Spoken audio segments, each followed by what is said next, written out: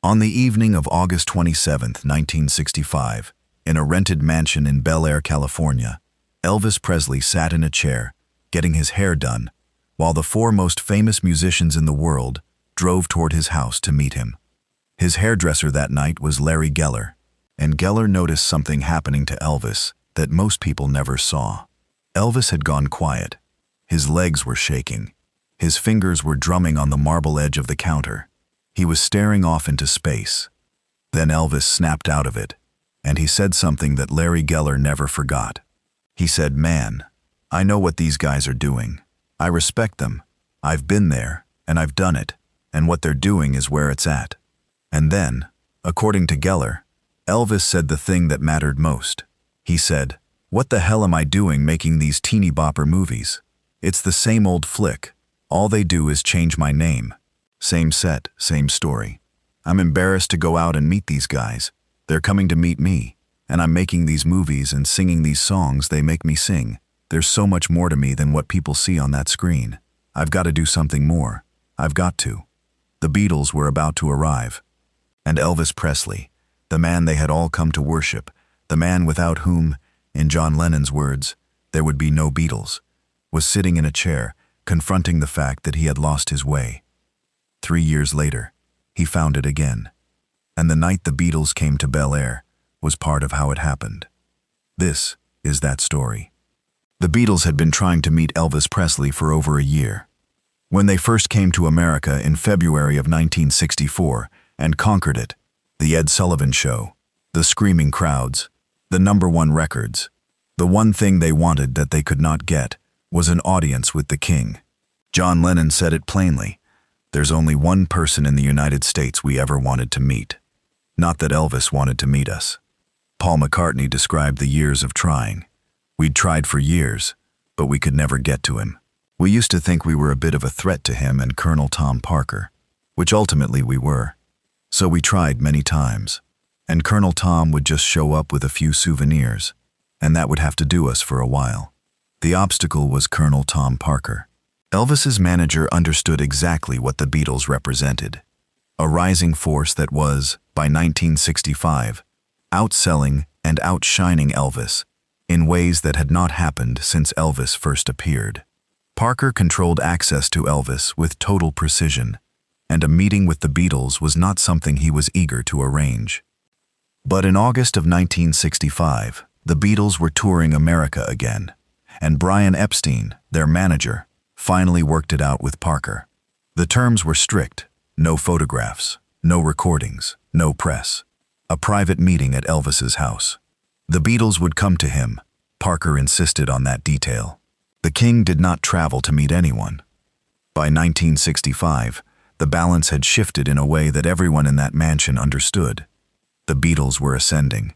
Elvis was making Harum Skarum and Frankie and Johnny, films that even his own people described as embarrassments.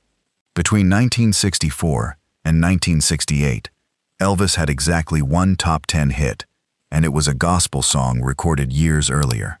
If this is the kind of story this channel tells, the private truth underneath the public record, subscribe. There are more of these.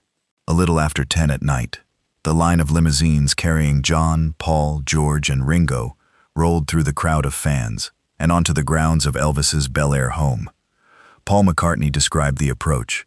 "We pulled up at some big gates and someone said, 'Oh yeah, we're going to see Elvis,' and we all fell out of the car laughing, trying to pretend we weren't silly, just like a Beatles cartoon." John Lennon remembered the nerves. "It was very exciting. We were all nervous as hell, and we met him in his big house in LA. Big house, big Elvis." They were led into the enormous living room, which was bathed in red and blue light, and contained a color television, a jukebox, a crescent-shaped couch, game tables, and a bar. Elvis was sitting on the couch watching television with the sound off, holding a remote control, the first any of the Beatles had ever seen. And then the four most confident young men in the world completely froze. Jerry Schilling, Elvis's friend who was there that night, described it. "It was a little strange right in the beginning. Elvis didn't usually have entertainers at his house. The Beatles were at the top of their career. Elvis sits down on the couch and the guys didn't know what to say. Larry Geller described the same moment. Everyone gets introduced, and Elvis sits in the chair, and they sit on the floor, in a semicircle, cross-legged, staring up at him, mouths open. They didn't know what to say. All of a sudden, everything went silent in the room. 4 young men who had stood in front of screaming stadiums, who had conquered America, who had changed music forever, sitting cross-legged on the floor, staring up at Elvis Presley, unable to speak. Elvis let the silence sit, and then he broke it. Elvis looked at the 4 starstruck Beatles sitting on his floor and said, "If you guys are going to stare at me all night, I'm going to bed." Everyone laughed. The ice broke. That single line, delivered with the exact timing of a man who had been performing in front of people since he was 19, dissolved the tension that 4 of the most famous musicians in the world had brought into the room. From that moment, according to everyone present, the evening became what it should have been. A group of musicians hanging out. John and Paul immediately began paying homage. Larry Geller remembered them saying, "Elvis, man, you're it. If it wasn't for you, we're here because of you. I started playing guitar because of you. You are the king." They applauded him. They paid tribute. Then, according to multiple accounts, they played music together. Elvis pulled out a Fender bass and began playing along with some of his favorite songs, including Charlie Rich's Mohair Sam, which he had been playing on the jukebox all evening. Paul McCartney was delighted. He said, "That was the great thing for me, that he was into the bass. So there I was. Well, let me show you a thing or two, El." Suddenly he was a mate. But there is a dispute here that has never been fully resolved. John Lennon said the group played and sang with Elvis. Tony Barrow, the Beatles press officer, described guitars being handed out and songs like "I Feel Fine" being played. But George Harrison later insisted, "I never jammed with Elvis at all."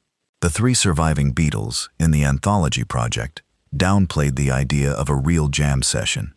What is certain is this: whatever music was or was not played, McCartney found a genuine connection with Elvis over the bass. For a few minutes, the king and the future were mates.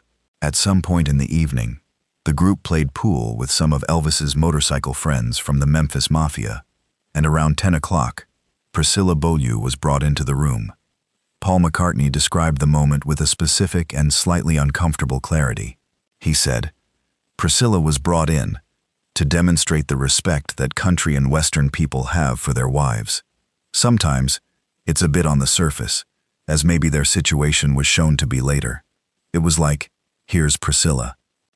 McCartney continued, "She came in, and I got this picture of her as a sort of a Barbie doll, with a purple gingham dress and a gingham bow in her very beehive hair, with lots of makeup. We all said hello, and then it was, 'Right, lads, hands off, she's going.'" Priscilla herself remembered the night differently, from the inside. She described how much the meeting meant to Elvis, despite his studied casualness. She said Elvis viewed the whole world of music coming from England with tremendous interest and some trepidation. He acknowledged their talent, but he worried about losing popularity, and in 1965, no one was more popular than the Beatles. Priscilla said, the fact that Elvis greeted them with studied casualness didn't mean he didn't care. He did. He was simply affirming his role as the original king, and the Beatles respected that role enormously. Around 2 in the morning, 4 hours after they arrived, Colonel Parker signaled the end of the evening by presenting each Beatle with a collection of Elvis Presley records. It was Parker's characteristic move. Control the exit, hand out the souvenirs, close the show. The Beatles drove back down through the Bel Air hills. Paul McCartney later called it one of the great meetings of my life. The Beatles left believing the evening had been a triumph, a chance to worship their idol and be treated as peers. And it was. But for Elvis Presley, the meeting was something more complicated.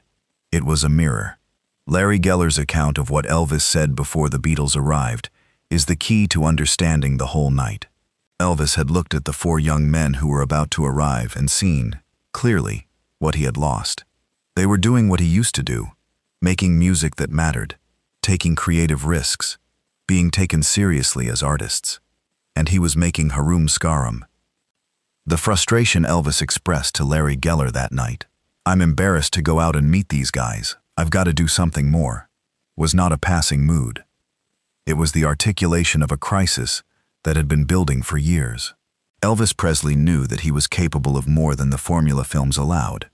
He knew that the machine Colonel Parker had built around him was slowly burying the thing that had made him Elvis in the first place.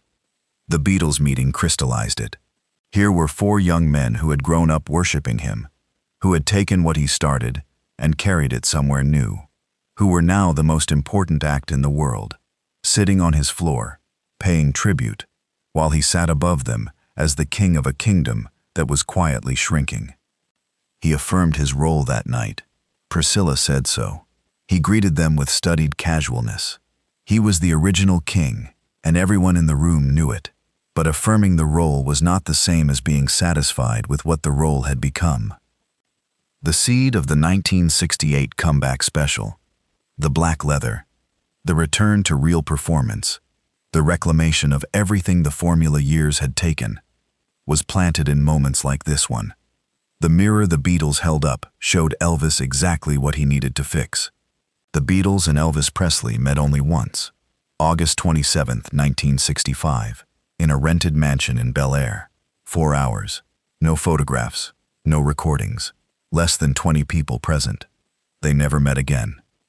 Paul McCartney said, years later, with a specific note of sadness, "I only met him that once. And then, I think the success of our career started to push him out a little, which we were very sad about, because we wanted to coexist with him. He was our greatest idol. But the styles were changing in favor of us." That is the quiet tragedy underneath the famous meeting. The Beatles worshipped Elvis. They meant every word of tribute they paid him on his living room floor. But the very fact of their existence, their rise, their reinvention of what popular music could be, was pushing Elvis toward the margins of the culture he had created. Elvis felt it in the room. Larry Geller heard him say it before the Beatles even arrived. "I've got to do something more." And here is what makes this story matter. Beyond the trivia of 2 great acts meeting once, Elvis did do something more. 3 years after that night, he walked onto a small stage in a black leather suit and reclaimed everything the formula years had taken from him.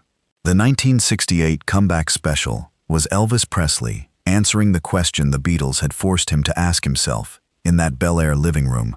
Are you going to be the king in name only, or are you going to earn it again? He earned it again. John Lennon, years later, offered the line that has outlived all of them. Before Elvis, there was nothing. He said it as the highest tribute one musician can pay another, and on one night in August of 1965, he said it to Elvis's face, sitting cross-legged on his floor. The king heard it, and somewhere in the frustration of that night, he decided to prove it was still true. If this is the kind of Elvis history you want to keep watching, subscribe to the channel. There are more moments, more people, and more untold stories still to document. And if you have ever met someone you idolized and found the meeting was more complicated than you expected, leave it in the comments. This community was built for exactly that conversation.